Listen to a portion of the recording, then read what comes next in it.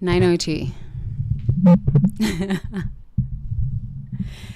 902. Look at me. I'm so pretty today. Salvana, you create a visionary. Welcome. Yo, welcome. You are welcomed. In Africa, that's what we say. Ugh. You are welcomed. You are welcomed. You are welcomed. So, igama lam uThembi Buthelezi, Queen Bringer of Good Hope. I have come here on this planet Earth, to awaken hope within my body temple. I hate this. I really do. I do. In my body temple, so that you can awaken hope in your body temple. It's all about you activating hope in your body temple and me activating hope in my body temple. That's what we're doing here. Nobody's going to give you anything. Nobody's going to give you love. You've got to love yourself. Nobody's going to heal you. There is wholeness within you. Healing is your own responsibility. Nobody is going to drag you across the finish line. That's your job.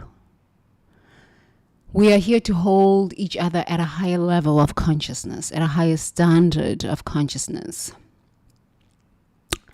This is what we've come to do on this planet.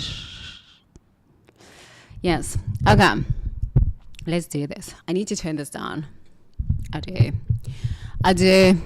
So that it's not too loud. Okay. There we go. So I always start my live streams with song. Why do I start my live streams with song? Because song is prayer multiplied. What? I don't pray. I'm atheist. It doesn't matter. It doesn't matter. If you still listen to music, that is a form of spell casting. That is a form of prayer. Here, we are just activating spell casting at a very high frequency. Yes, I gotta tell you this. Listen, I gotta tell you. Hold on. I gotta tell you this. Yesterday, I did some prayer work. And I did my shamanic work. And I went to bed. It wasn't even 30 minutes. And the thunder. Yo. The thunder, it was just like, I was like, Amazulu, Ayakuluma, the Zulus are speaking. I sang one of my songs. Actually, maybe, let me just sing you this song. No, instead of drumming away, let me play this song for you. Hold on, that would be better instead of drumming this time. Because what I experienced yesterday is beyond. Let me play the song for you.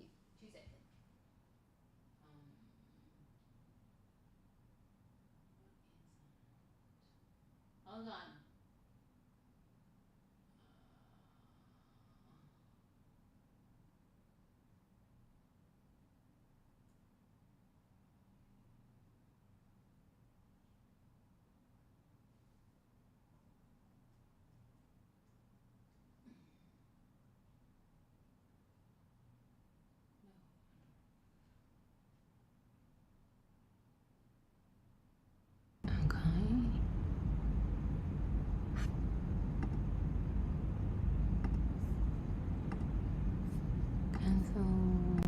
Okay.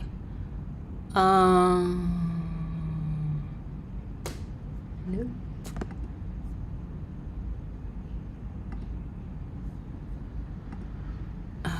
What is it?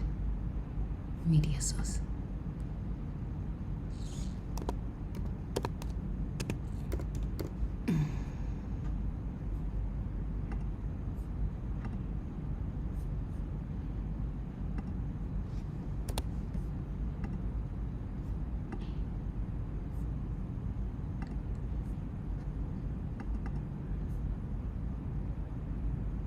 What is it?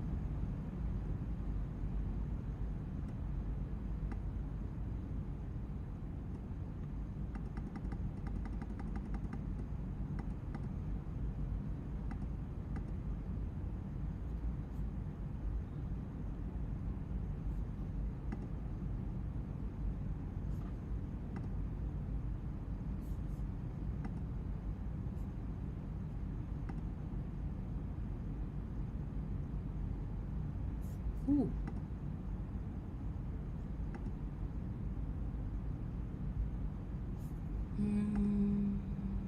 Okay, I can't figure it out.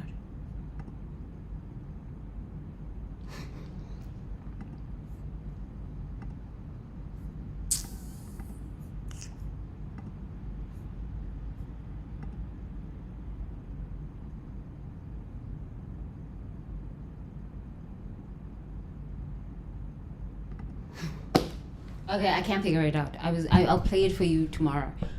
Oh my goodness. Hold on. This must go.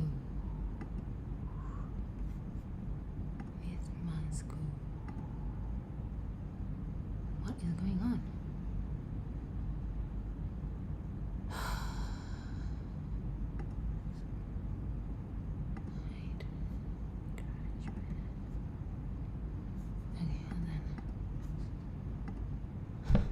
Okay, sorry about that. I wanted to play you something. I played the song yesterday that I sang, and I swear to you, something incredible happened. I was just like, the things of the spirit world. I have become very conscious of I sat here yesterday and I was like, I am accepting all of my gifts. I am fully out as a shaman. And I'm just like, this is what it is. Yo. And then I played the song and my ancestral song. And then I went out.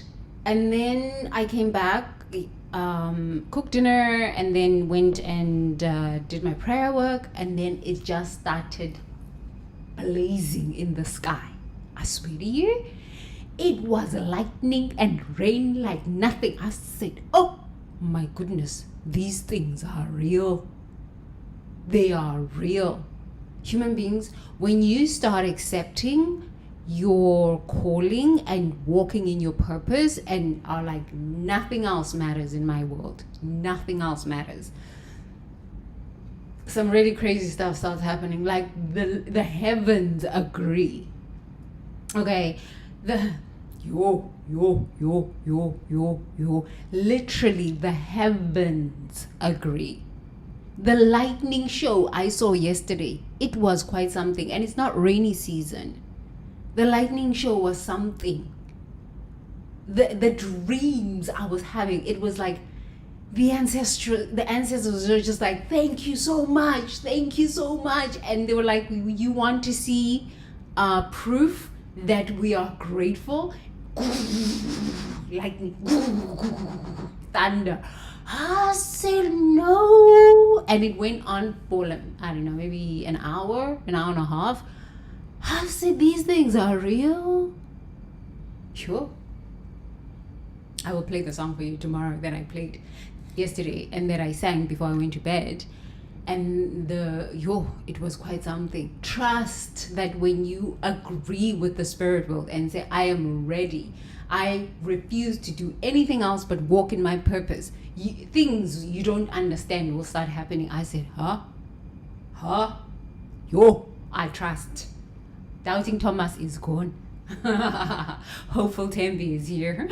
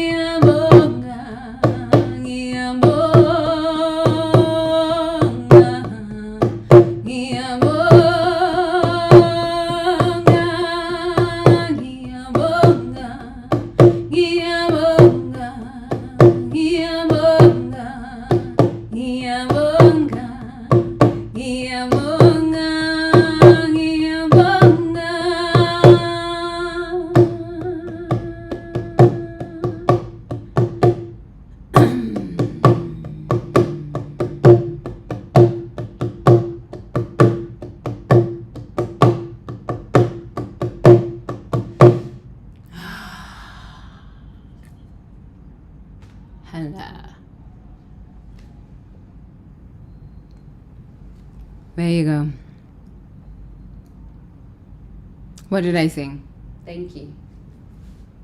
I just said thank you to the ancestors at the highest levels of God consciousness.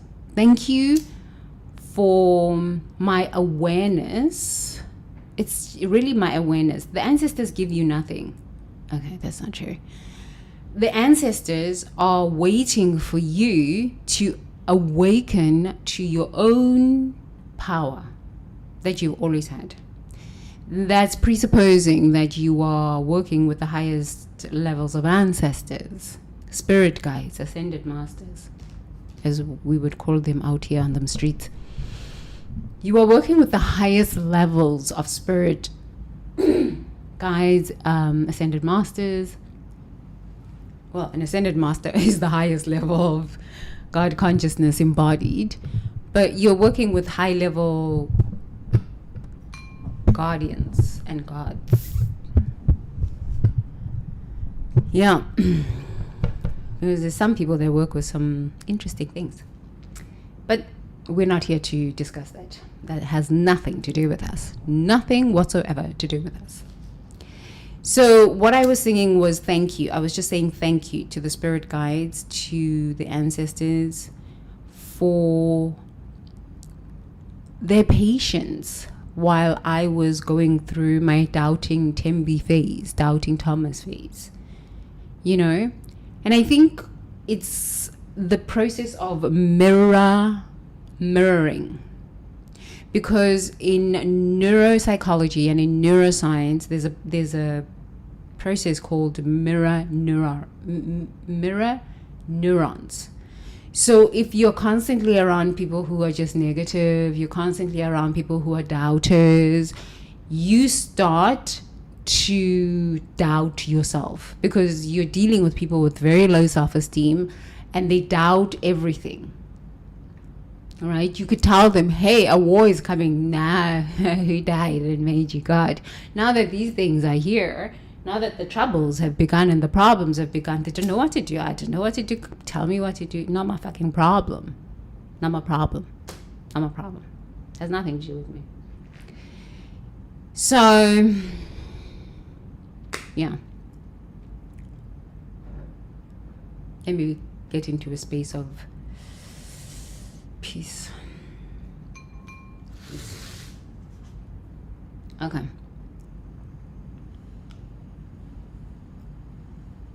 Let us read. We're going to read. The Love Mirror Resistance. Relational Instruction. Day 45. Day 45. Let us read. I want to not take up too much of your time today. I have not turned my ear away from divine instruction. Divine instruction in relationships comes through partners' feedback, mirroring. Partner feedback, mirroring. Friends' observations, and the patterns that keep repeating in your connections with others. But you turn away from relational guidance because receiving it means seeing parts of yourself you'd rather deny. You resist relationship mirrors because they reflect not who you think you are, but who you actually are in connection. Carmen's relationships consistently end with partners telling her she's emotionally unavailable and afraid of intimacy. 3 different partners have offered the same feedback with love and concern. But Carmen dismisses each one as needy or too demanding. She turns away from relational instruction that could transform her capacity for love because accepting it would mean admitting she's been protecting herself from the very intimacy she claims she wants. Turning away from relational instruction keeps you repeating the same relational patterns while wondering why love remains elusive. You resist guidance that could heal your connection patterns because your ego is more invested in being right about relationships than being successful in them. You choose familiar relational dysfunction over unfamiliar relational growth. Embodiment practice. Think of relationship feedback you've received that you immediately dismissed or defended against. Feel where relational instruction creates resistance in your body. Often the heart closes, throat tightens, or stomach churns when love mirrors show us what we don't want to see. Say, I welcome relational truth that helps me love better. My relationships are my greatest teachers. So true. Let's read again. Divine instruction in relationships come through partners' feedback, friends' observation, and the patterns that keep repeating in your connection with them. Okay, let me ask you, maybe you can put down in the comments below, or if you're open for a conversation. The patterns, I want to ask about the patterns that keep repeating in your connections with others. What are the patterns that keep repeating? For me, let me just share and then maybe you can share. For me, it was constantly dragging latcheroners, leeches, leavers, and liars. Just dragging them across the finish line, solving all of their problems. They would create so many problems. So much dysfunction. And I would always be there to solve their problems. I would always be, where did I learn this pattern from? Childhood. As the firstborn in my family, I watched my dad as the firstborn in his family constantly solve his siblings' problems, his siblings just dysfunctional. Yes. And so I watched my dad and I thought, this is the way to be an older sibling. Okay. It was so dysfunctional. So dysfunctional. And then I became that until one day I said, this is destroying me, slowly but surely, killing me softly, slowly but surely. Yes, it was killing me softly, slowly but surely. The dysfunction these people are capable of, the lies, the murders, the dysfunction is quite something. I said, oh my God, I need to get out of this. But I didn't know the full extent of the dysfunction until now. It's like, wow, I missed the bullet on that one. I missed jail time. I missed death. But what I noticed about that is that I then had friends who were like this.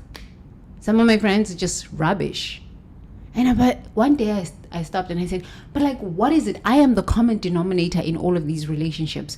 These people were just sitting there by themselves. And I kind of like went into their world trying to fix them and trying to drag them. Who am I? Why do I think I am God?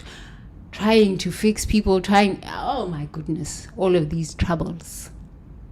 One day I just stopped. I said, I don't care. Let it collapse. Let people go to prison. Let people hang themselves if they must. Let people jump out of balconies if they must. I don't care. I don't care. I don't care what happens. Because this is what these people are capable of doing, right? They will cry wolf. They will cry, I'm going to unalive myself. I'm going to harm myself. And they play games. But then I would always come to the rescue. I think it was like 10, 11 years ago where I had a friend like this who called me and was sending me text message. I'm going to harm myself. I said, go ahead, do whatever you got to do. He shot himself in the head. It's like, not my problem. Your mother's been telling you that you got to stop gambling. Your older sister is telling you that you got to stop gambling. Your younger sister, your friends are telling you that you got to stop gambling, and you keep at it. You keep with the lies. You keep with the gambling. Nobody can help you. So now that you are in the problems, you want to call me to come and help you when I already told you that gambling is going to get you into a lot of problems. And this was not a person who was like a dum-dum, okay? This was a guy who was like CMO of companies, huge companies around the world. He was an expat traveling around the world, living in different countries, like crazy money. But because the gambling had taken over, ancestral wounding, because his father was in the mafia, even though he was educated at these summa cum laudes, very good schools, gambling took over. Because if you don't work on your ancestral stuff, oh yes, you must work on your ancestral stuff. Just because you went to a fancy school and now you graduated summa cum laude and you are CMO, you're CEO of some company, you think that your ancestral stuff is not following you.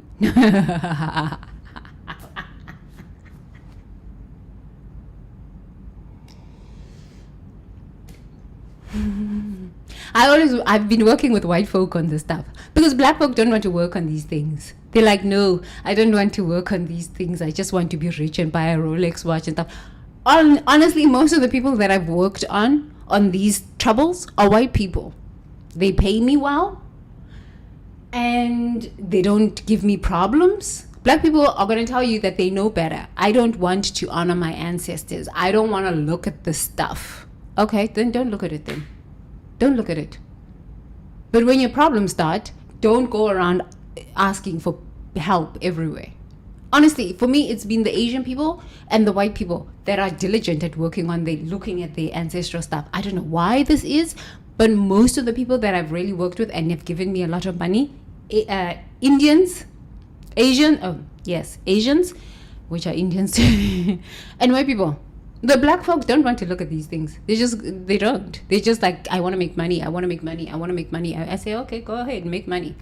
You're going to make so many bad choices. You're going to make so many mistakes. I'm telling you, you're going to want to hang yourself when you've already made the bad choices, because it's the ancestral stuff that is following you.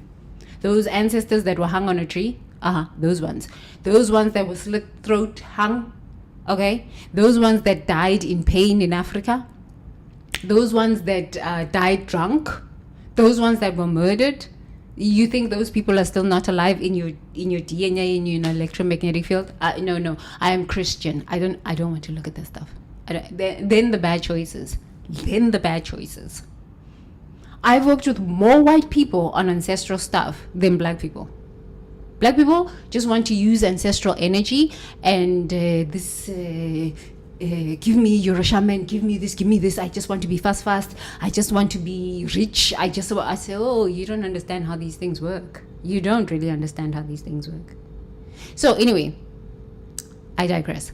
So I was looking at myself in these things and I was just like, why do I always find myself in these relationships with these people. What is wrong with me? Then I had to go back. My dad was the firstborn. My grandfather was the firstborn. My great-grandfather was the firstborn. All the same thing. My grandfather's sister tried to poison him. I said, oh, I'm in the same situation. My dad's sister, a nightmare, almost destroyed my father financially. A nightmare. And here I am too. Same situation. But then I was finding myself with friends like this. So now I started asking people, if you're my friend or something, start asking people, are you a firstborn? Secondborn? Well, where are you here in the birth line? The lastborns, a nightmare. I'm married to a lastborn. Child. Because they had siblings that took care of them, and so they have an attitude problem. Everybody's abusing them. Everybody's hurting their feelings.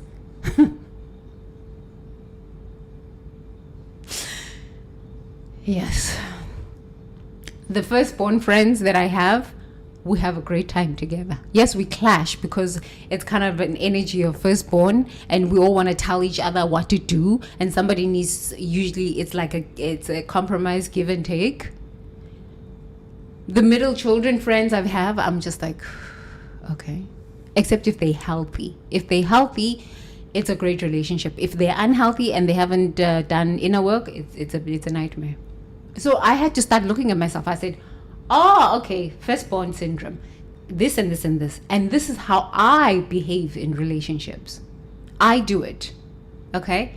And I go and find these randoms, and I'm now trying to firstborn them. Okay, maybe I can stop doing this because honestly, I'm not God in their life. Okay? And then I started asking the right questions. Oh, please tell me, are you firstborn, secondborn? Oh, secondborn. I give them 1 chance. 2 chance. I'm looking at them. I'm studying them. As soon as I see red flags, out the door. I don't call. Hey, let's go out. Sorry, busy. Not interested. Because I already know myself, how I am going to behave based on my own programming and based on my ancestral programming. Okay? So I know what my weaknesses are. I'm going to try and save this person. This person's going to come and tell me their bullshit problems. And I'm going to, no, not my business, not my problem. So how about you? Let's ask this question. Divine instruction in relationships comes through partners' feedback, friends' observations, and the patterns that keep repeating in your connection with others. I take feedback from my friends. I've had a lot of great friends that have just given me feedback, and I look at myself and say, oh, okay, maybe. But I also take a lot of feedback from books because I really love books. I really love reading. And I always also loved going to therapy because I like to talk about myself because I'm a healthy narcissist. Okay, and patterns that keep repeating your connections with others. If you're constantly in relationships and you having fights and it ends there, and then you've got to look at yourself. I've just taken off, 14 months now to just be by myself and just look at myself, just study myself, and just get back to who am I? What's going on here? What's going on? But most people are afraid of being by themselves and just questioning themselves. I have had 0 friends. Well, I have friends, but I just didn't want to engage, not even have one conversation with them. They keep sending me Instagram. I'm sorry if you've been you're my friend. You know I love you long time, but I've seen the Instagram messages and all of that. I'm sorry that I haven't responded. If you're watching my lives, I will respond. But 0, because I wanted to figure myself out. 0 friends, 0 interaction with people. Just hello, how are you doing? Fine, have a 5-10 minute conversation if I'm at a restaurant or at the grocery store. 10 minutes max, out the door.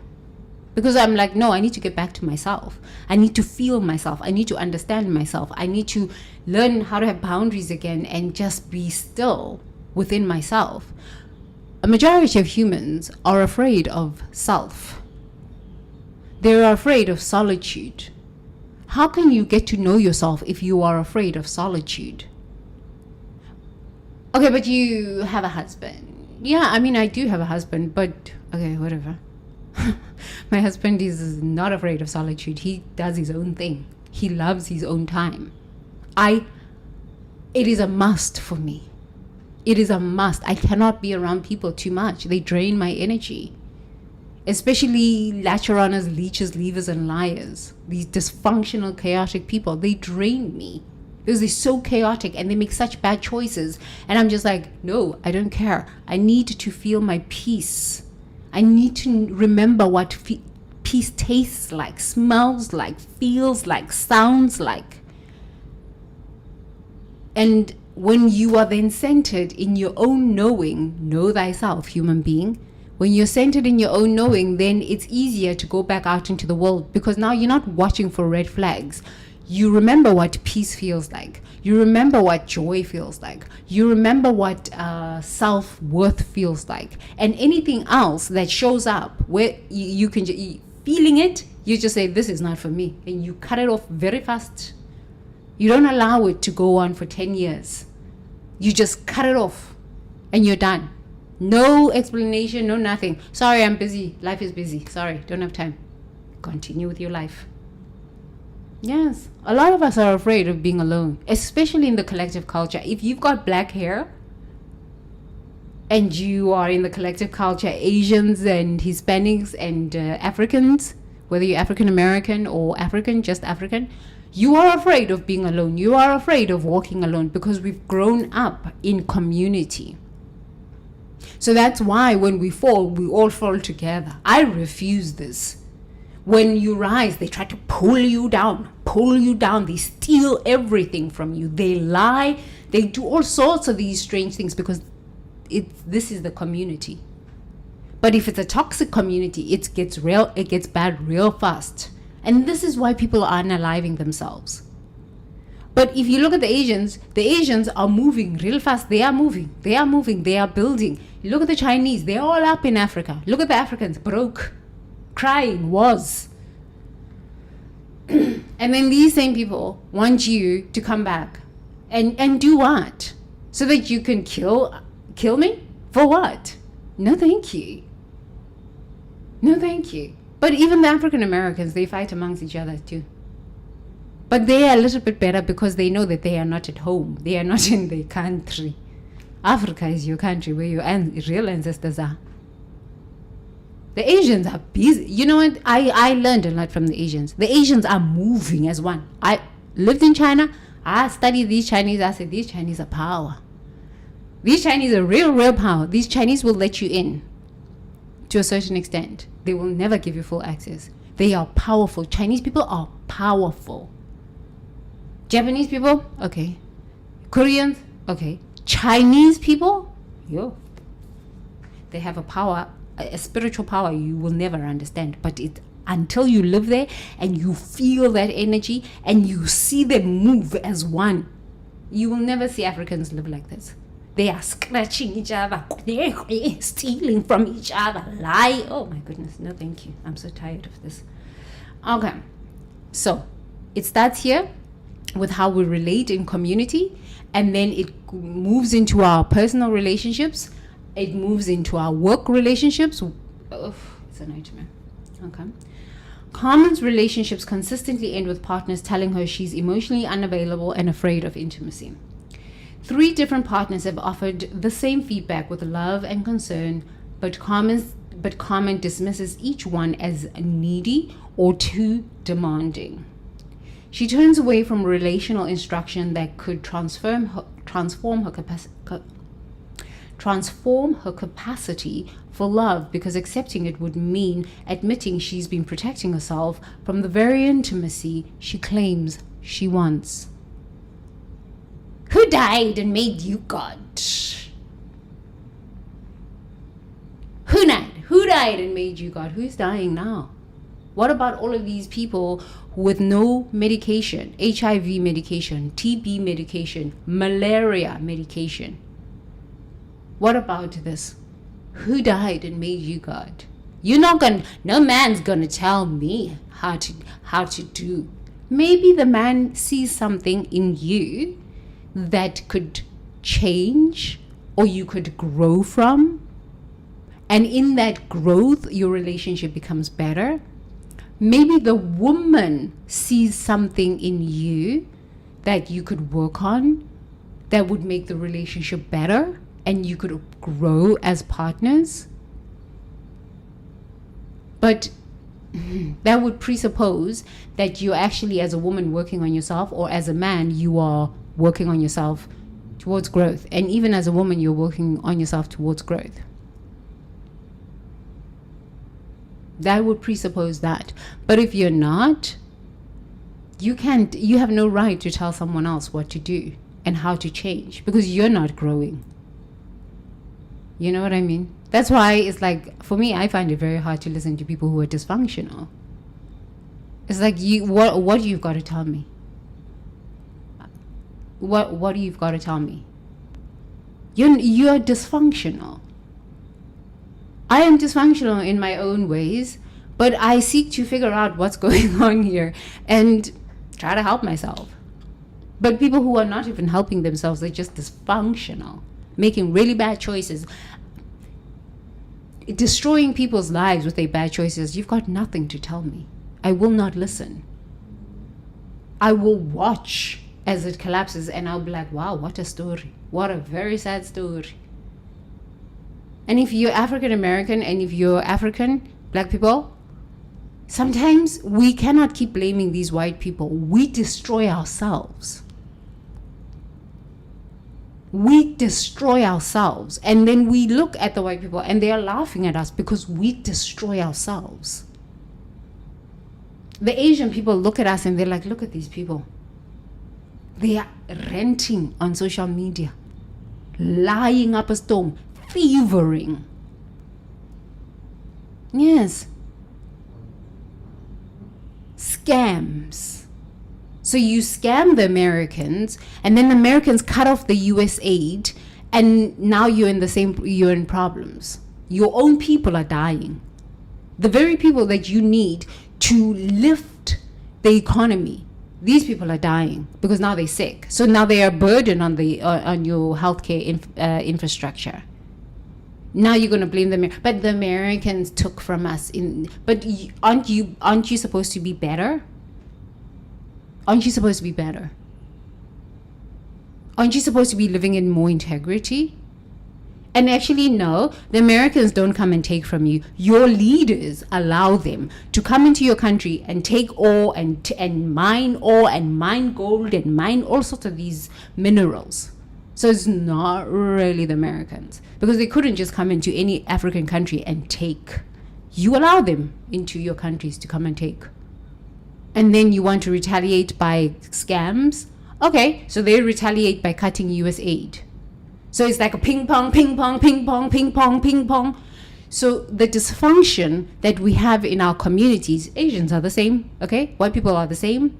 Hispanics are the same, because it's a human thing. Okay, black people are the same. So the dysfunction we have in our individual communities affects our relationships in business. So now we're doing business globally and we are banging each other up. Bang, you stole from me. I'm going to now scam you. Cryptocurrency scam you. Okay, now you've done that. Now they cut off US aid. So now the very people that you need as Africans to build your economies are the very people that are dying. The children that you need to sustain your economies are the very ones that are dying. The mothers, the fathers are a drain on the healthcare system. Just saying. Okay. Turning away from relational instruction keeps you repeating the same relationship patterns while wondering why love remains elusive. It's because we don't love ourselves. We think we love ourselves. We don't love ourselves. If you are dysfunctional in your own community, you're dysfunctional in your own homes, you're dysfunctional in the way you relate with yourself, you will go out into the world and do business and you will be dysfunctional. And one day you are going to meet a person who's more dysfunctional than you. Because there's a lot of dysfunction out here. You will meet a person who is more dysfunctional than you. And they will wipe you out. They will wipe you out. They will mop the floor with your self-esteem. Okay? I'm just saying. You resist guidance that could heal your connection patterns because your ego is more invested in being right about relationships than being successful in them. Being successful in relationship with someone else means that you gotta learn, how do I function? What is good for me and what is not good for me? And in that self-knowing, how do I relate with others? If somebody steals a bit, lies a bit, crookery a bit, it's not for me. Because I don't want to engage in that. Because it never ends well. Because wherever there is disharmony, wherever there is imbalance, the laws of Ma'at are such, life will always balance itself out. So, okay, the Americans came to Africa and stole a bit and whatever you think they've done. And yes, they might have done these things. They have done these things. Okay, so you retaliate. And they retaliate. When does it end? In the process, innocent people are dying. Innocent people have no medication. Because people decide, no, we're going to be angry at these Americans and we're going to get them. But the laws of life are such. The laws of life do not care whether you're American, you're African, you are Chinese, you are Japanese. The laws of life are such. Wherever there is an imbalance, life, the universe, will balance it out. It will balance it out. But you're playing with your own life. You're playing with your own life. Americans can always get money because they will come when the Africans have died from HIV, TB, and malaria because no medication. So they will come after that and they will keep taking your ore, they will keep taking your minerals and keep building. You're dead. No, these people, they're killing us. Okay. I am not for the Americans. I am not for the Asians. I am not for the Africans. I am not for the Europeans. I am not for the Hispanics. I am for God. I am for truth. I am for truth. When are we going to grow up from this infantile imbecile? Yeah, infantile stupidity. When do we grow up from this?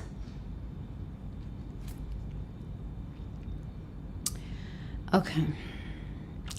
You resist guidance that could heal your connection patterns because your ego is more invested in being right about relationships than being successful in them.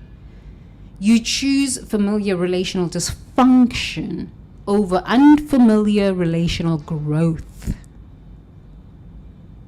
I have seen this in myself. Living in other countries, being married to a Caucasian man, I had to learn a lot about how dysfunctional some of my relational patterns were. It took some time in therapy to even understand this so that I could allow someone to love me and for me to receive love without performing, without going mad, running in, out, just being still and saying, okay, this might not be perfect, Mr. So-and-so, Prince Charming this, but honestly, I've never received a love like this. I've never received someone who's there for me all the time, no matter what. I don't know this. Let me explore why this love kind of feels so unfamiliar. Because I never had any kind of love that was stable. Coming out of apartheid, it's like everybody's in survival mode. Stability, not a thing. I'm not perfect at relationship. Honestly, I am not perfect at relationship. I would rather just cut things out. And well, now I have no tolerance for it. Before, I would just try and work it out, pray for them. Here's the book that I read. Let's go to this course. Let's go to this seminar. And now I don't care. I'm like, it's not my problem. Especially if you're an adult, you're over 20. It's not my problem. And you, visionary, need to have the same level of self-respect where you are willing to say, you know what, everybody is capable of going to the library, buying an audiobook, getting on Kindle, buying a book and reading for themselves. If they do not want this level of growth, it is nothing to do with me. Cut them out. Whatever must happen, must happen. You are not God, number one. And number two, you are nobody's mother. Because sometimes even the mothers have failed to communicate common sense. The mothers are crying. The fathers are dead in their graves, just spinning round and round and round and round as ancestors going, wow, what did I do to get this so wrong with this child? So as a guy, you might see a pretty one, and you don't even know how much her mother is crying, her mother is praying, her grandparents are praying. They're like, what did we do to bring such a curse into our family? And you as a man, you're going to take this thing that looks pretty, big teeth, no brains, a big ass tight waist, or whatever these things that you guys love. And she is a nightmare. She is a demon. Woman, too. You could look at some good-looking man. He might not have abs and guns and also but you are looking at him because he's got a good job. He's a businessman and all sorts of these things. This man might be sick. He might be real sick. He might be sleeping with all sorts of people and bringing you HIV, gonorrhea, syphilis, all sorts of these diseases.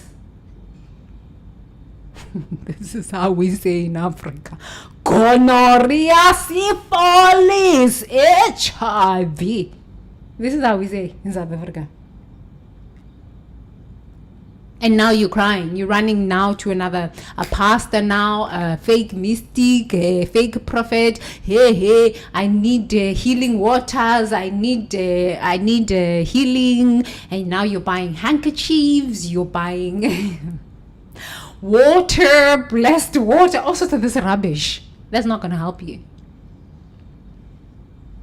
You need medication, HIV medication. That's what you need. You need TB medication. You need malaria medication. Sometimes you can't love trash. Some people are, I said, we're not going to call people trash, but some people are just demonic. There's nothing you can do for them. Even their own mothers are crying. Even their grandparents are rolling in their graves. There's nothing you can do for them. You let them hang. Whatever must happen, let them. Prison, let them. Hang, let them. Crash out, let them. It's not your problem. But you're so insensitive. You have no compassion for people who are struggling. Oh, I did. 20 years. It brought me nowhere. Because people like this, you let them in, they come with a whole host of cockroaches that are like them. A whole host of rats that are like them. And they will run you over. But we are afraid of being alone. Because somebody sold us this idea that being alone means you're a loser. You're a loser. No, I would rather have peace than have unnecessary chaos and a host of bad choices.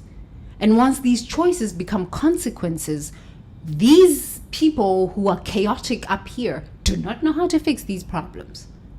So now it's another generation of dysfunction. It's another generation of children growing up without parents because no HIV medication. US aid is finished. So another generation of children running around in the streets, running around. Mothers are dead. Fathers are dead. These children get trafficked. The economies continue to collapse. Okay. Embodiment practice. Think of relationship feedback you've received that you immediately dismissed or defended against. Feel where relational instruction creates resistance in your body, often in the heart. Often the heart closes. And when the heart closes, this is what happens. Because you're protecting yourself. Okay? Throat tightens. and you stop breathing, or stomach churns, when love mirrors show us what we do not want to see. It's you know what, there's nothing wrong when somebody loves you enough to say, this is going to destroy you. There's nothing wrong with taking that advice and saying, let me think about it. Okay, I'll think about it. It might not be for me. I might be okay with being a nasty soul. But if you're okay with being a nasty, chaotic soul, get out of people's lives. Get out of people's lives. Go be chaotic somewhere else. Find your chaos group and create chaos and live with the consequences of the chaos you have created. Do not try to come back to peace. Do not. And when people kill you out here, and when the ancestors of the people whose lives you have affected with your chaos haunt you, sit with it and say, yes, I have created this. This is my doing. I am very proud of myself. And I'm willing to sit with the chaos that has been created from the decisions I've made. Yes, own it. And sit in it and own it. Instead of lying. Instead of going around telling stories that make no sense. Instead of trying to drag people who were not involved in your chaos into your chaos. Own it. With your chaotic rat friends. Stop dragging people who have no business being in your drama. Just own it and say, yes, I'm real chaos. It's amazing. When I look at the Asians are just them working, moving, them working. They have their own chaos. They have their own chaos.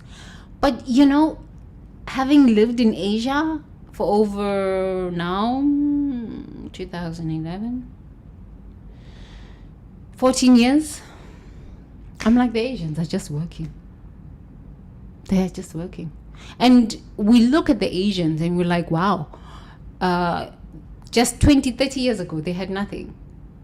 Okay, not like they didn't have anything, but their countries were not this developed.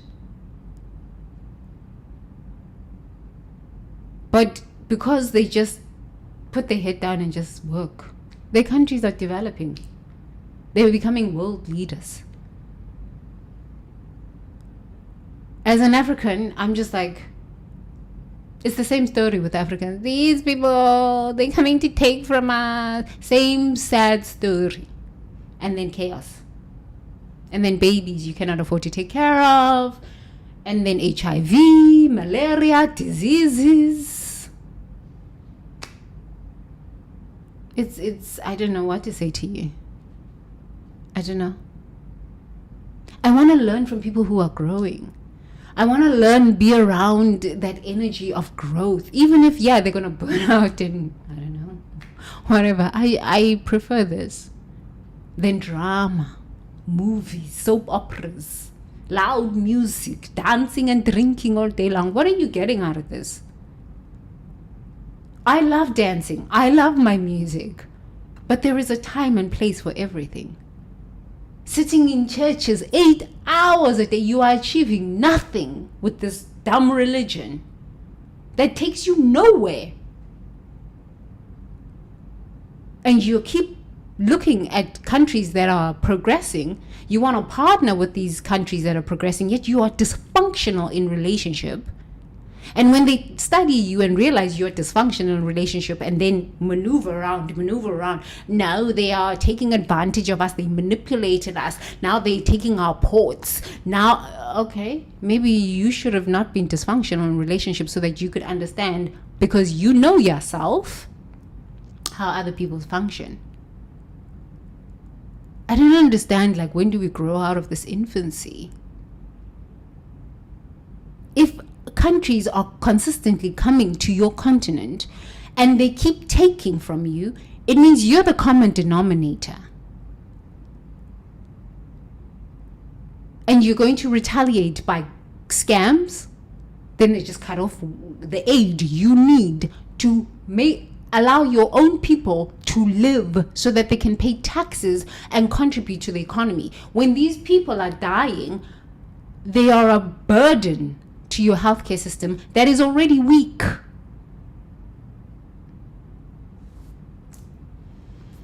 Okay, here we go. Feel where relational instruction creates resistance in your body, often in the heart. You are now probably angry at me if you're an African. Very angry. She's so rude, this girl. She's so rude. No, but I'm telling the truth. Okay? Throat tightens and your stomach starts churning. When love mirrors show us what we don't want to see. Okay? So instead of getting real angry at me and cursing me and killing children at graveyards so that you can have spiritual power to take me out and do your stupid witchcraft, rather say, I welcome relational truth that helps me love better. My relationships are my greatest teachers. Yeah, I don't know what to say about this one. I don't know. I'm not saying Americans are better. Honestly, I'm not. They got a lot of mental health issues. I'm not saying Asians are better. Chinese, Japanese, Filipinos, Thai, Vietnamese. I'm not saying Australians are better. I'm just saying let's look at ourselves. Because I am an African, I chose in this lifetime to be born in Africa, South African American. I'm just like, yo man, I need to look at myself. How do I relate? Who am I? What do I like? What do I don't like? What will I not put up with? I don't care what the price is, what the cost. And in knowing thyself, how do I relate with others as I travel around the world? You are learning the hard way. Americans, African Americans, you are learning the hard way. This is an opportunity for us as an African people to recognize that this is like the turning point for us.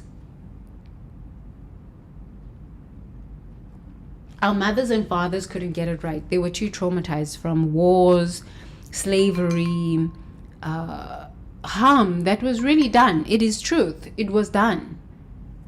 But we are the ones that our ancestors have been praying for to wake up from this victim consciousness. To not keep repeating the same old. Now we're going to get them. They're going to get you. Now children are dying. No medication. They are dying. These are the children we need to build us as a people. These are the very children that are dying. The mothers and the fathers, okay, they are dying. But who's going to raise these children when the mothers and the fathers are dead because there's no money for medication? Who is going to raise these children? So we have another generation of people in Africa, even in America. And now we've got the Asians involved in these things too. At least the Asians, you know what, they kind of help their children. Like in India, they gather these children up and put them in a boarding school and teach them meditation. You should see the amount of children running around in Africa. These are the ones that they use for rituals there at graveyards after they've had their sex magic. They just take these children and just kill them at these graveyards because their parents are dead. Now the fact that there's no money for HIV medication, TB, malaria medication, there's going to be a lot of these children running around that they are going to now harvest and sacrifice. And we wonder why we are what we are. Why our countries are what we are. No. Now we're just waiting for AI. AI is going to save us. Okay? Okay. I don't know what to tell you. But these truths needed to be spoken. But don't you believe in quantum physics? There is infinite potentiality. Okay? But at the level of consciousness that you are at, your choice in a spectrum of infinite potentiality, your choice would be to choose war, choose chaos, choose stupidity, because of the level of consciousness that you are. But you hurting my feelings. Why don't you stand up for the black people? I am standing up for you. I love you enough to just speak my truths as I see them. Enough with being victimized by any other race. You are more than this. Enough with this rubbish. Okay, so what are we doing today?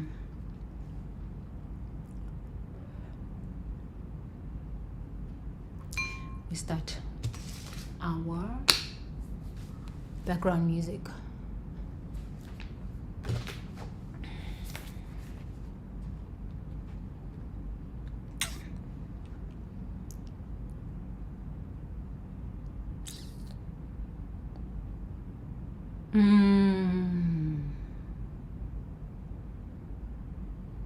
So today, let's work on a time.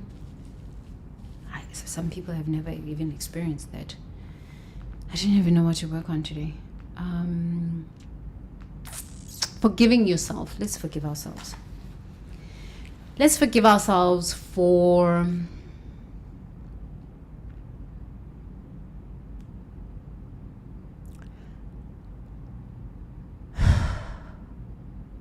I don't even know what we forgive ourselves for in this time and space.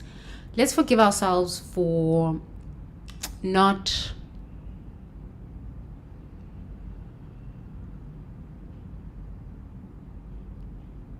valuing our intrinsic worth. I think as a people, I'm not saying white people don't have these problems. They do, because we're all human here on this planet. We're in this together. Honestly, we're in this together. White people are the same. They're on SNAP and food stamps and all sorts of these things in America. But today I just wanted to focus on the Africans. You know, if your ancestry is from Africa, I don't care if you're in the US or any of this stuff. Because I've spent a lot more time working with white people on these things, of ancestry. And I was talking to a guy yesterday, and I was like, white people succeed because they are willing to invest in their own coaching. They are willing to do some of the hard work. Not all of them. Not all of them. But I think it's a thing for them to invest in their own coaching and their own awareness of growth. And I think that's why my father put his daughters through private school. There's a difference, man. He used to always say, Bantu education is bad. It's created to dull the mind of a black person, to cage the mind of a black person. But even though he put his children through private school, still scam artist, crook international. So I think there is a wound in us of not understanding our intrinsic value, our intrinsic worth as a people.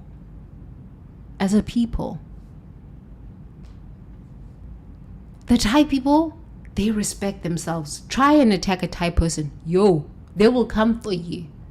Black people, you'll be attacked by your own people. Try and attack a Thai person. All the Thai people will come and attack you. The foreigners know you don't attack a Thai person. All of them will gang up on you and beat you. Black people is the very people, your people, that will destroy you. I don't understand this. I don't understand it. Yeah, I don't want to get myself involved in these things because I don't want, number one, end up in prison. Number two, it's not my problem. I didn't create these things, so it has nothing to do with me. So I think let us forgive ourselves for not understanding our intrinsic value. Because this is why we do the things we do. Okay? Yeah, let's just do forgiveness work.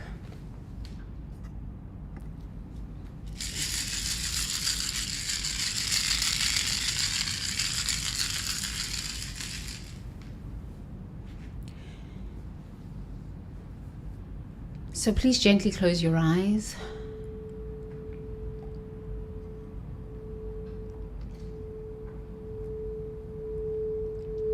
Taking a deep breath in through the nose. out through the mouth with a big, big sigh.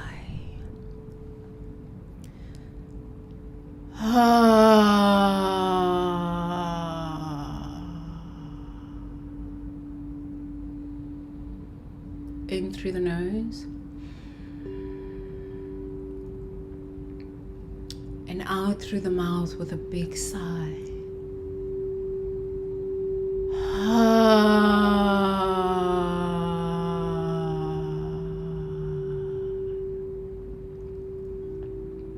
In through the nose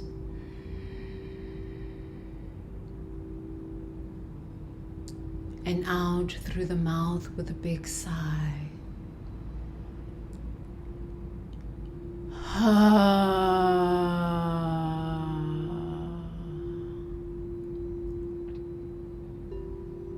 In through the nose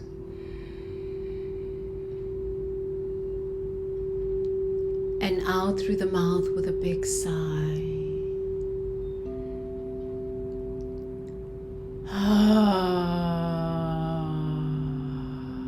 As you drop the shoulders,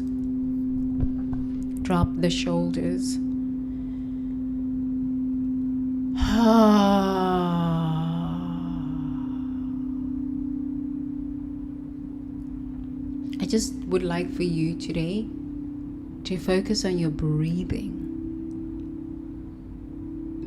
Without breath,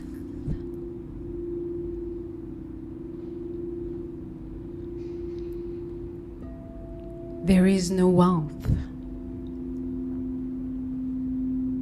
Without breath, there is no forward movement. And we really get to sit down and just focus on our breath.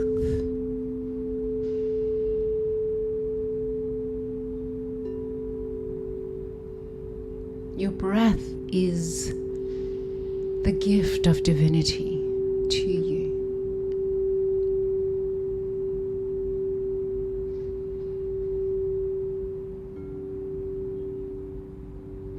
Your breath.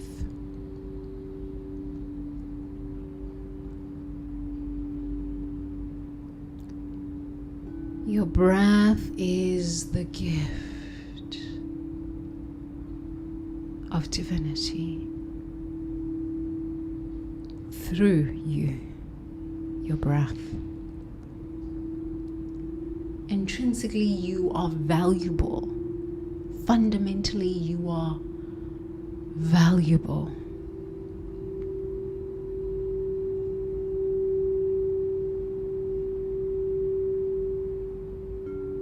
You are valuable.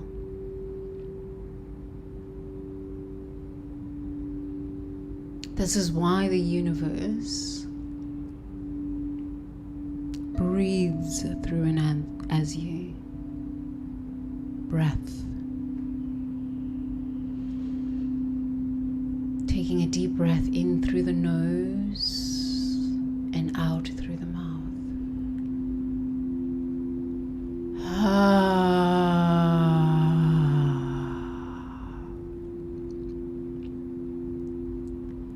In through the nose and out through the mouth.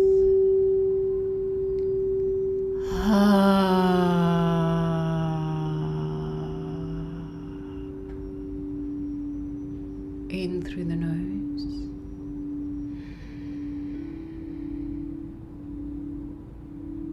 and out through the mouth.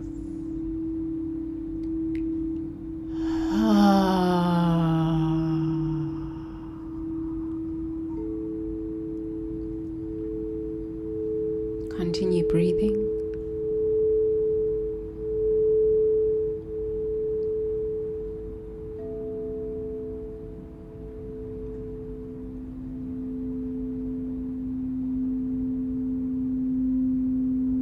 As your breath goes in through your nostrils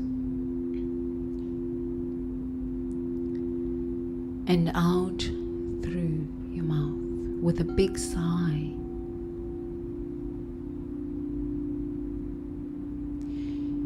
are reminding your body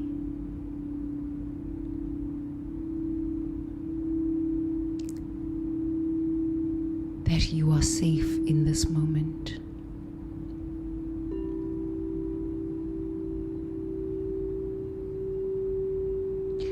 Nobody can harm you in this very moment. Nothing can harm you in this very moment. And as you become conscious of the breath coming in through the nose and out through the mouth,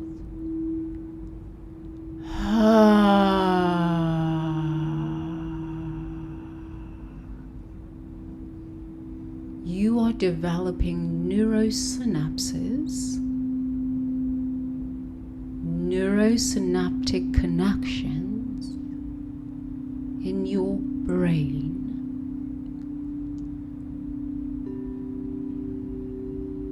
that remind your body that it is safe to take a breath. That safety is your divine birthright. That breath is the gift of divinity for you, through you, as you. You are entitled to breath.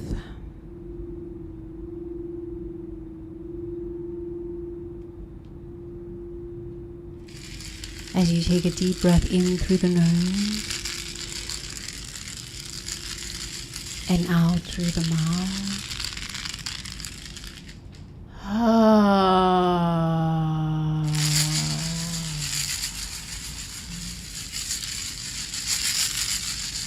You are reminding your shoulders, the cells of your body temple,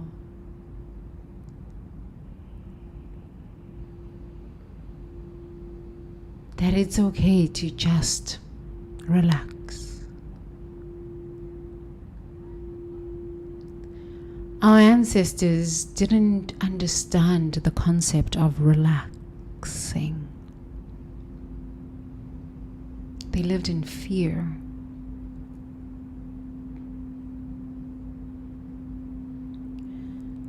They lived in survival. They lived in not enoughness.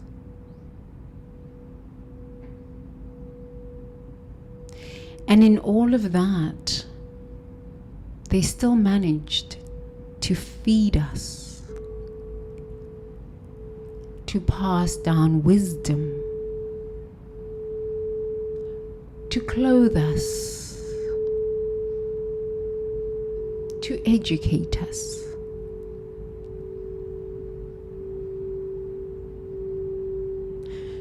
So as we take a deep breath in through the nose and out through the mouth,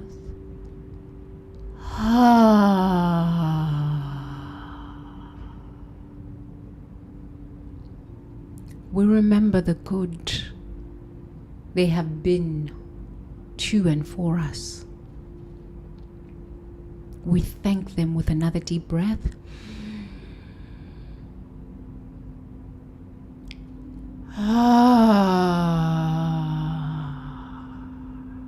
We thank them that we are alive. And in remembering them, the good they have done, the good they were, we give ourselves permission to be even greater. We give ourselves permission to allow them to rest in peace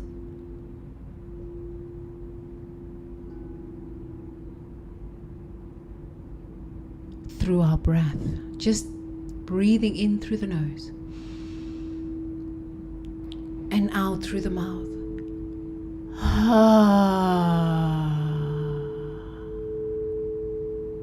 That sigh acknowledges to yourself that you are worthy of being conscious of the breath that sustains you. Your ancestors didn't have the luxury to sit down for 20 minutes and just focus on their breath. They were living in fear. They were living in survival.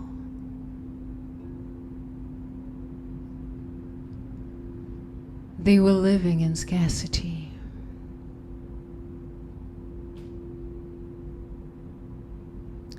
So as you give yourself permission to invest 20 minutes of your day to breathing in through the nose,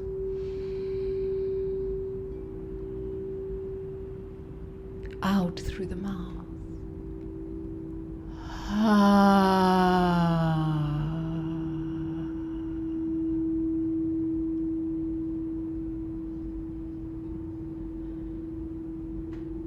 You are giving thanks. You are honoring your ancestors at the highest levels because you are acknowledging that you receive the gift of their hard work. You receive the gift of breath. You receive the gift of continuation.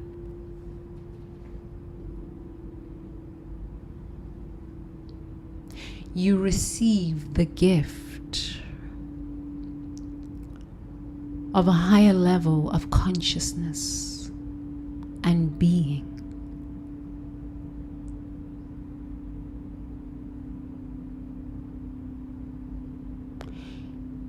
Your ancestors' hard work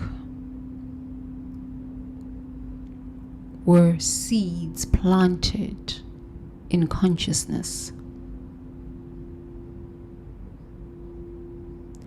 As you take a deep breath in again,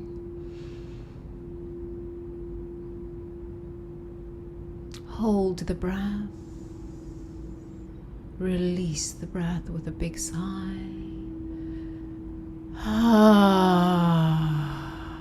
Drop the shoulders. As you take a deep breath and release the breath, you give thanks for the harvest. You give thanks for the oxygen that goes straight to the brain and the carbon dioxide that is expelled through the sigh. So the seeds of greatness that your ancestors planted are harvested through you as great ideas, as empowered choices.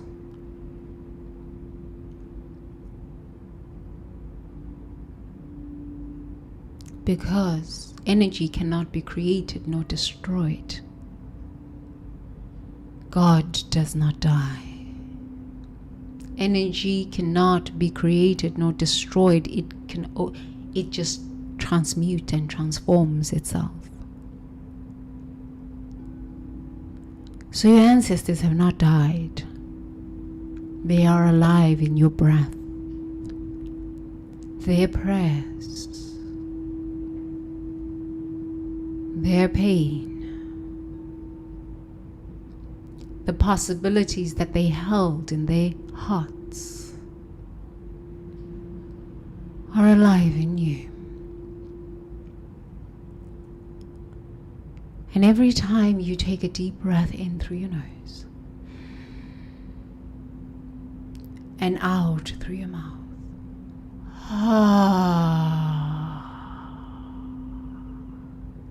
you let go of the fear that you are alone in this world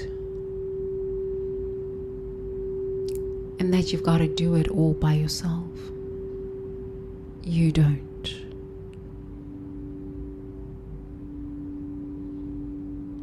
Let's take a deep breath in through your nose.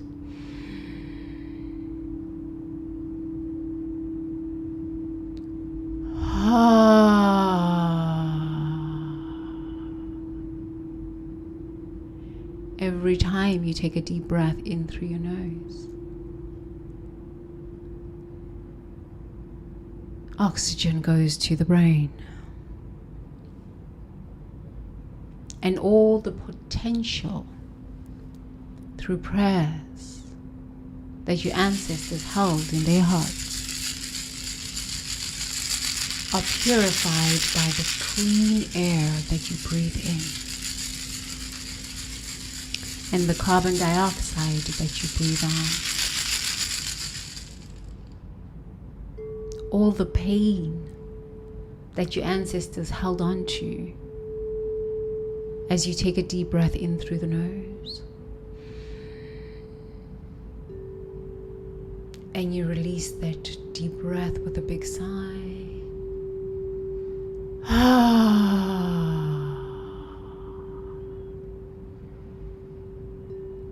Is alchemized in your body temple.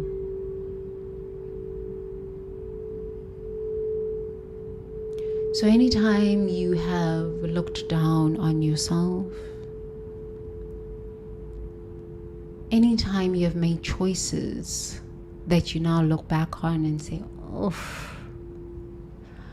I don't know if my grandfather was here, if my grandfather would have approved, would be smiling at me. My mother would approve, my father would approve. Remember that you can take a deep breath in. Let it out with a sigh.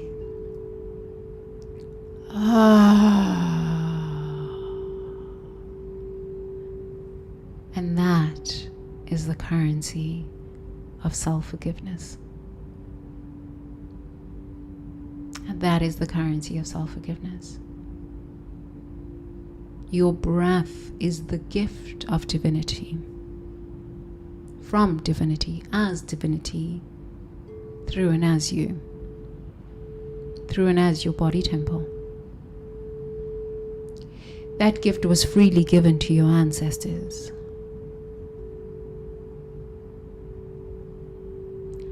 And your ancestors acknowledge that gift through and as you when you stop running, when you stop being defensive, when you cease being reactive, and instead just taking a deep breath in through the nose and out through the mouth.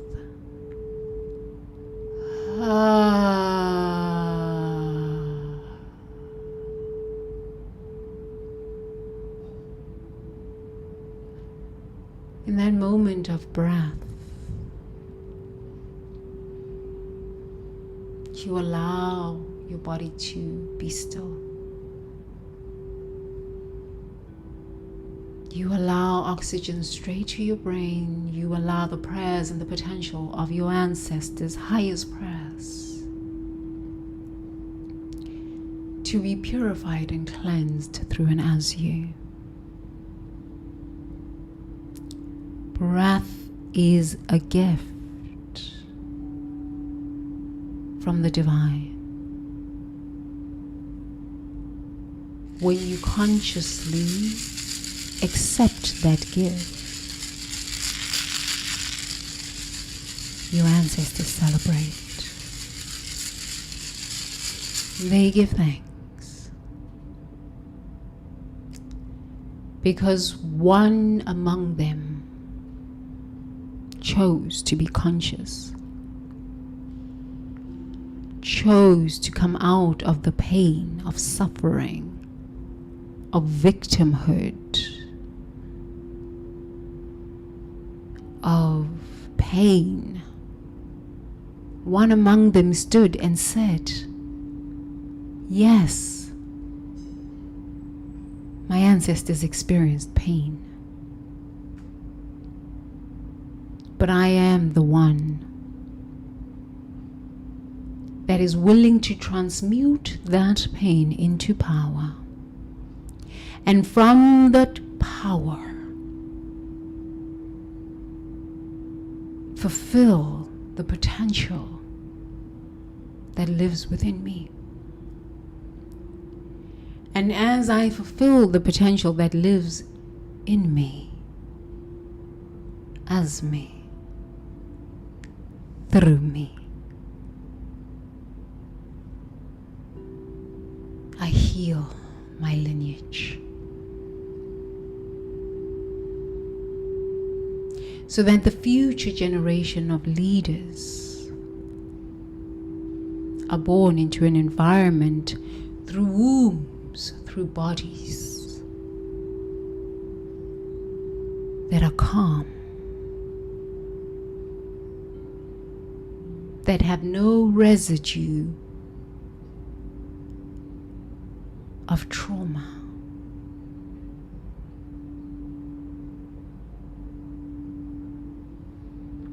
With mothers whose nervous system is regulated, and fathers who love themselves, who honor themselves, who are strong, who are warriors and worshippers of the divine within their own being. We are here not to repeat the pain of our ancestors. We are here to celebrate the gifts of divinity, the potential that lives in us. We are not here to finish off where they left off. We are here to have a quantum leap,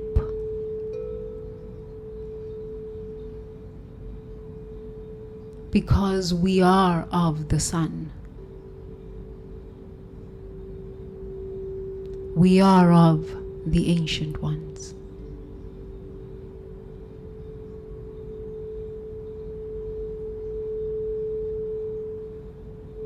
So let's take a deep breath in through the nose and out through the mouth.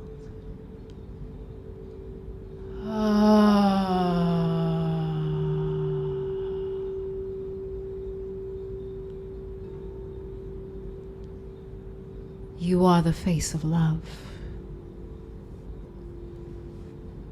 You are the face of divinity. You are the face of infinite wisdom and intelligence. You are the face of wholeness. And no matter what happens today, remember that you can just stop, take a deep breath in through the nose, let it out.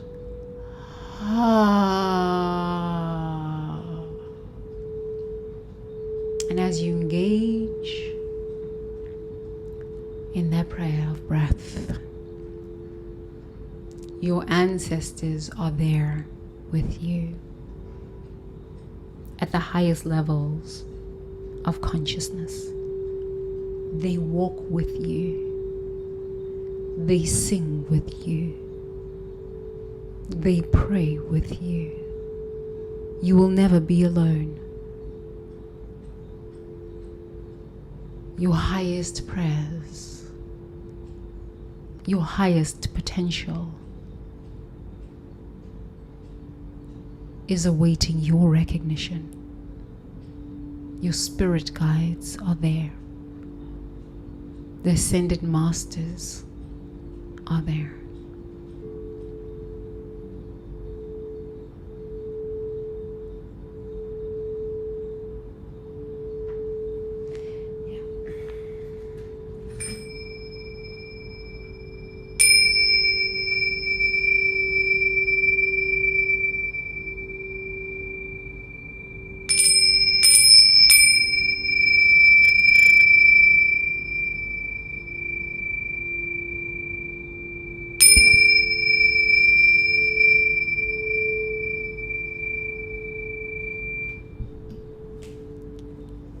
Gently take a deep breath in through the nose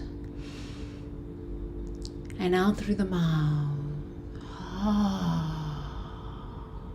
And open your eyes. If you've got stuff to do today, please make sure that you have a beautiful, beautiful day. If you're going to continue sleeping, please make sure that you have an incredible evening. I love you long time. I love you long time. Long time, long time. I'll see you tomorrow. Bye for now.